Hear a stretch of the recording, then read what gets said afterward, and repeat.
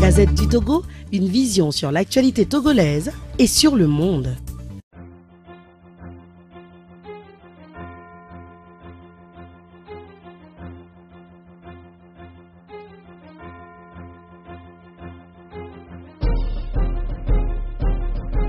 Oui, je tiens très sincèrement à remercier l'association Togo en danger, une association des Togolais, de la diaspora togolaise installée en Belgique, qui, dans un souci de solidarité, a réagi promptement à travers une soupée solidaire au cours de laquelle ils ont collecté des fonds qui nous a été envoyé par l'intermédiaire du Front citoyen Togo Debout, qui aussi a réagi en offrant à ces victimes de la barbarie militaire à Sokodé. C'était lors du 7, 8, 9 novembre 2017 à Sokodé.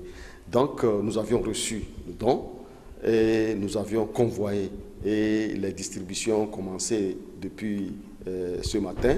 Une partie a été distribuée aux victimes de la ville de Sokodé et l'autre partie sera distribuée aux victimes dans les cantons environnants, à savoir le canton de Kadambara et le canton de Paratao. Je tiens sincèrement à remercier tous les donateurs, les bonnes volontés et lancer un appel à tous les membres de la diaspora togolaise en étranger d'être solidaires par rapport à la situation que vivent nos compatriotes, surtout à Sokodé et également à Bafilo et à Mango. La situation de nos concitoyens là-bas est très difficile.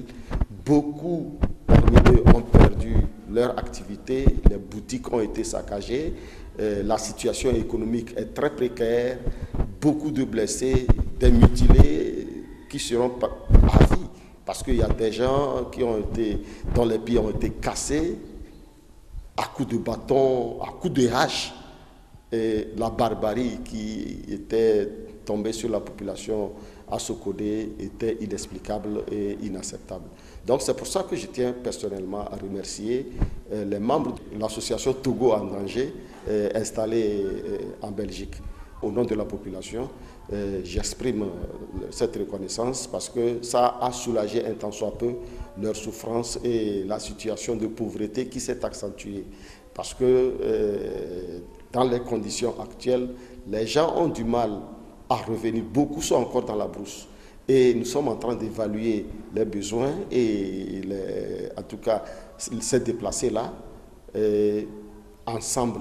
Et c'est ensemble que nous allons pouvoir assumer cette responsabilité. C'est pour ça que je remercie toutes les bonnes volontés qui veulent bien nous aider. Il y a le Front citoyen Togo Debout qui est sur place ici et qui fait un bon travail. Nous avions une équipe sur le terrain aussi pour assumer et assurer la bonne distribution. Et je voudrais vous dire que tout ce qui va nous arriver ici, on saura le partager un tant soit peu à tous les niveaux. Les besoins sont énormes. Même les formations, parce qu'actuellement, sur le plan psychologique, beaucoup sont traumatisés. On sent que la population est traumatisée et nous avions besoin d'un soutien psychologique à ce niveau-là pour que demain, qu'on ne se retrouve pas avec des gens qui ne se contrôlent pas. Parce que actuellement, nous avions des informations selon lesquelles beaucoup d'enfants, dans la nuit, sursautent, font des rêves difficiles. Les femmes n'arrivent pas à bien dormir. Et il suffit dans un quartier, on voit un militaire, on commence par courir. La dernière fois, on nous a informé qu'il a suffi qu'on vienne garer un char dans la cour à Koma pour que tout le monde commence par fuir. Vous voyez le niveau de traumatisme que la population collectivement a subi. Donc nous avions besoin de toute forme d'aide. Et c'est pour ça que nous lançons cet appel-là à toutes les bonnes volontés, que ce soit les Togolais de la diaspora ou les organisations internationales. Il faut reconnaître qu'il y a des gens ici bien engagés, déterminés à aider la population. Je veux parler du Front citoyen Togo Debout, qui fait un bon travail d'évaluation, surtout sur le plan médical et sur le plan, en tout cas, aide en aliments, en vivre et en non-vivre.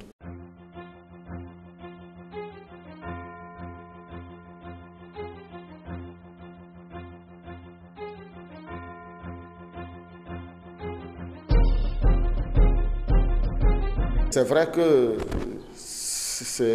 les besoins sont énormes, mais ils sont très contents. D'abord, très contents parce qu'ils savent qu'il y a une solidarité nationale, même au-delà des frontières, qui s'organise.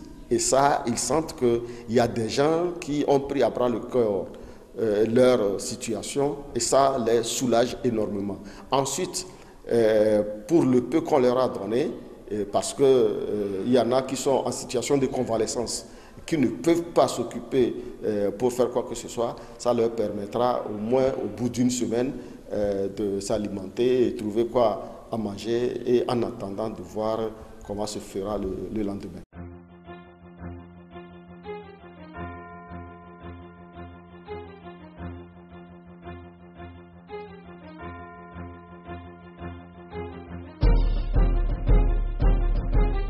Je ne dis pas qu'il y a la famine, mais si rien n'est fait, parce qu'il y a des déplacés.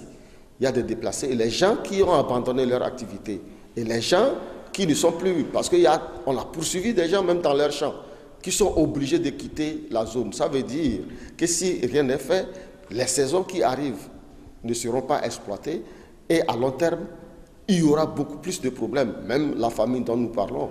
Et sur le plan psychologique, il y a beaucoup de choses. C'est pour ça que moi je lance une alerte. C'est une forme d'alerte que je lance pour que les gens puissent comprendre la situation difficile que la population de Sokodé, de Bafilo et de Mango est en train de vivre.